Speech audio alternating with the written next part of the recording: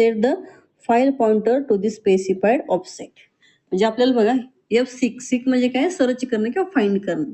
तर f6 function काय करेल हो, तर तुम्हाला फाईलमध्ये एखाद्या स्पेसिफाईड लोकेशनला किंवा स्पेसिफाईड ऑफसेटला काय करेल, फाईल पॉइंटर सेट करेल किंवा डिझायर्ड लोकेशनला काय डेटा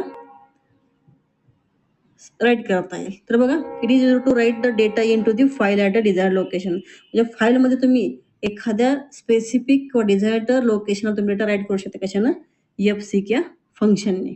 तर बघा f6 फंक्शन सिंटॅक्स काय आहे बघा, तर int f6 file pointer stream, त्यानंतर लॉंग इंट ऑफसेट आणि इथं इंट वेन्स म्हणजे कुठं तुम्हाला काय करायचं, तो डेटा राईट करायचा आहे. तर बघा याच्यामध्ये f6 फंक्शन हे 3 कॉन्स्टंट्स घेते. पहिले कॉन्स्टंट काय, सिक सेट आहे, त्यानंतर सिक करंट आहे आणि सिक एंड आहे. तर अशा 3 काय करतो कॉन्स्टंट घेतोय.